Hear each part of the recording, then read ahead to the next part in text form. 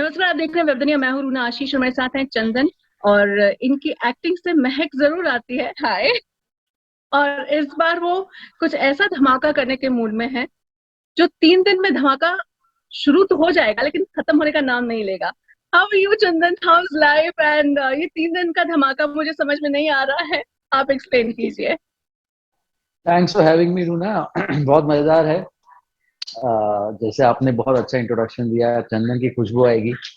तो क्योंकि एक अभिनेता का काम है काम करते रहना, तो एक और हम लोगों ने एक फिल्म बनाई है और हमारे साथ जुड़े हैं संजय मिश्रा जी, राजेश शर्मा, बड़े ही मंजे हुए बड़े कलाकार हैं। उनके साथ काम करने का मौका मिला और एक फिल्म बनाई है, कॉमेडी है।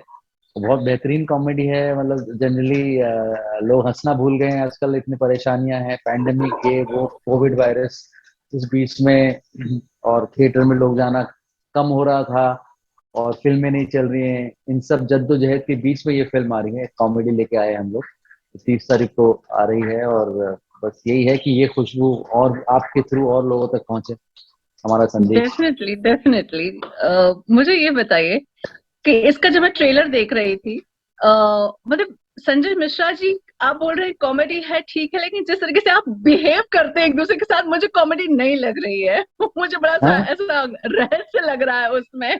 Correct me if I am रहस्य गोइंग तो रॉन्ग। वो रहस्य है, क्योंकि ये थोड़ी सी जो हम लोगों ने जिस तरह कॉमेडी की है थोड़ी सी अलग है।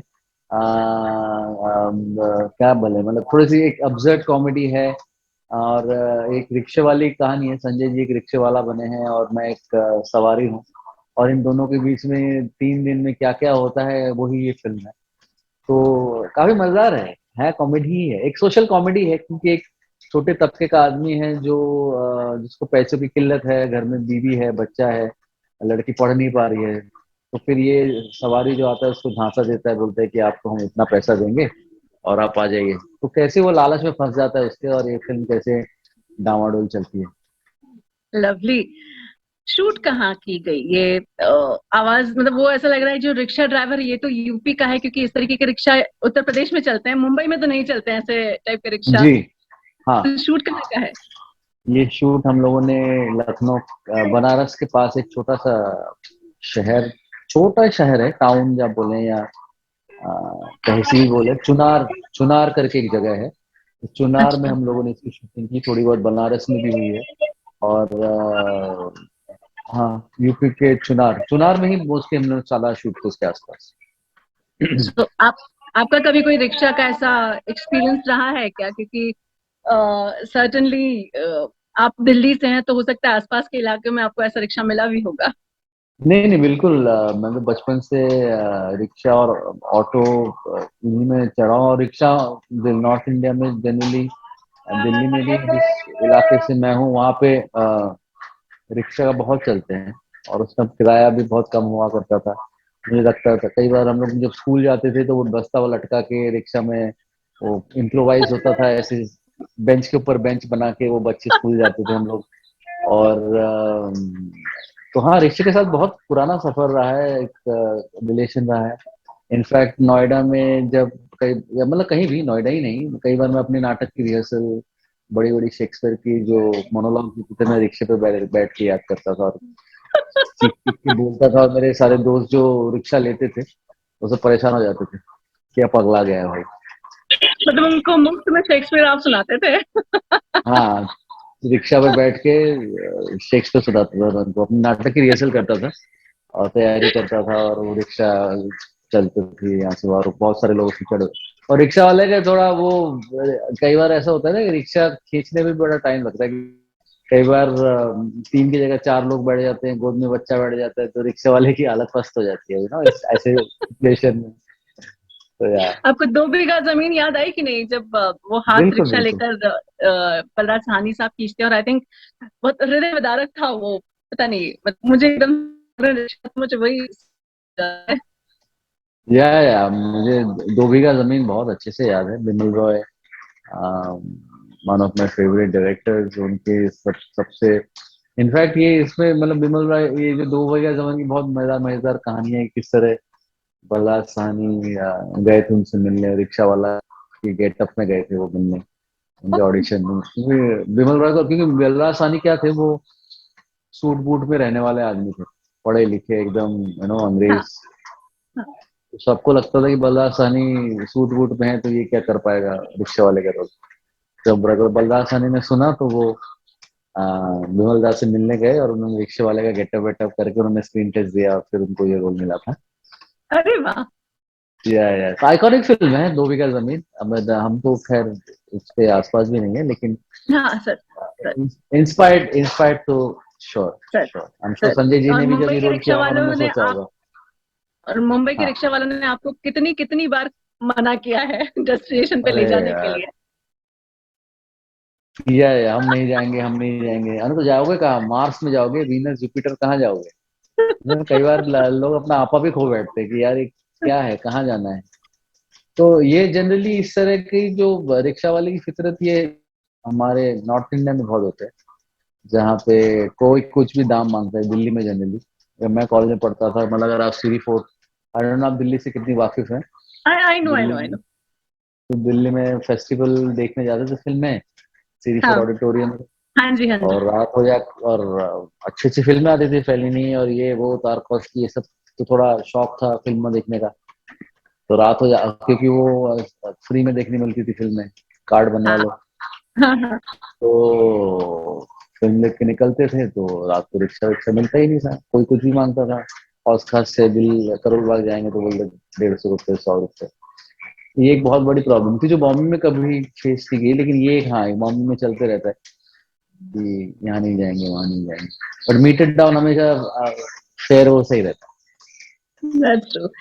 एक भुप्पा स्वामी की बात करती हूँ। आई थिंक एक यादगार रोल है। आश्रम की अगर बात करेंगे तो सर्टनली बॉबी तो याद रहेंगी, लेकिन बॉबी का जो परछाई बनकर सारी चीजें अपने मुट्ठी में रखता है वो है भुप्पा स्वामी। बताइए, इतनी पॉपुलैरिटी जब मिल जाती है तो क्या क्या कॉम्प्लीमेंट्स भुप्पा स्वामी को मिलते हैं आपको? है।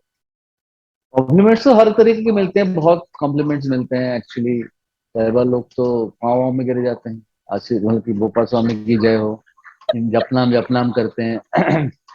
तो लोगों को लगता है कि मैं रियल, जैसे काफी मैं कहीं उस दिन मैं दिल्ली में ही प्रमोशन के लिए गया था, वहाँ पे मिरांडा कॉलेज।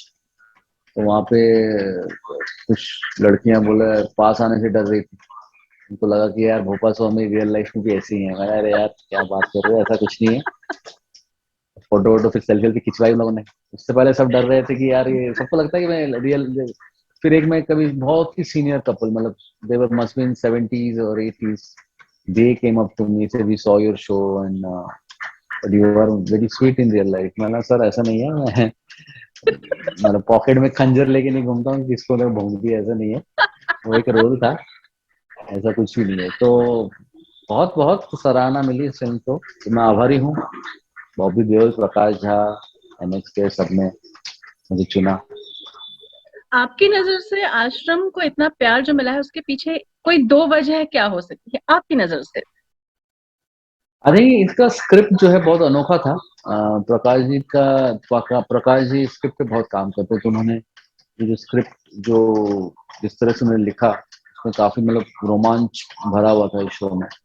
और आई थिंक सबकी acting, I think everybody acted very well under his direction. तो इसलिए आई थिंक इतना शो चला, और अभी लोग चौथे सीजन का बेसब्री से इंतजार भी कर रहे हैं। That's very true. कुछ और बताना चाहेंगे अगले वाले, मतलब अगला कुछ क्या हो सकता है या नहीं हो सकता अगले है? वाले में एक्चुअली बहुत बड़ा सरप्राइज है। वो भोपा स्वामी का कैरेक्टर बहुत बड़ा टर्न मारेगा। भोपा और बाबा का रिश्ता जो है वो क्या, वो आप तो देखा ही है, कुछ गड़बड़ होने वाली है। तो देखते हैं वो, ओह, बहुत मजेदार, बहुत ही आई थिंक वो सबसे सबसे अच्छा सीजन होगा वो, चार, अरे बाप रे, इससे भी अच्छा। इससे भी अच्छा होगा।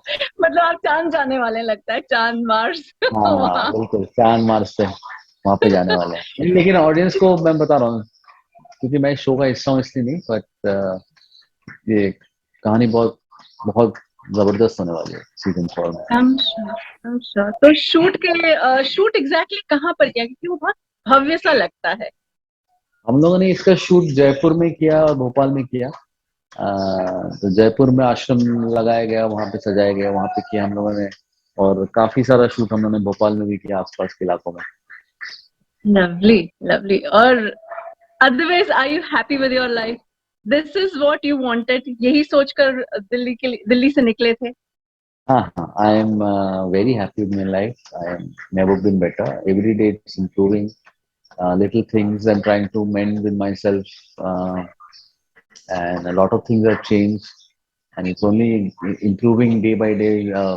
जैसे खुशबू की बात करें तो बहुत अच्छी भीनी खुशबू आ रही है आगे के फ्यूचर की भी, जो और भी अच्छा होने वाला है, और भी मजेदार होने वाला है, और भी सीख रहा हूँ तो ताकि मैं आपको और भी अच्छे अच्छे किरदार और कैरेक्टर्स परोस सकूं. तो लाइफ इज ग्रेट, बहुत मजा, बहुत सही. आपके मतलब एक बहुत सुंदर लाइफ भी है, पर्सनल लाइफ, जहाँ पे 2 बेटियां हैं. बेटियों को क्या कॉम्प्लीमेंट मिलते हैं, या क्या उनको परेशानी तो नहीं फेस करनी पड़ी कि भूपा स्वामी की बेटियां हो, वो तुम्हें मारते पीटते तो नहीं, ऐसा कुछ तो नहीं उनको सामने सुनने में आया है? मेरी बेटियां. हाँ जी. उनको क्या सॉरी, रिएक्शंस मिलते हैं? But I don't have daughters.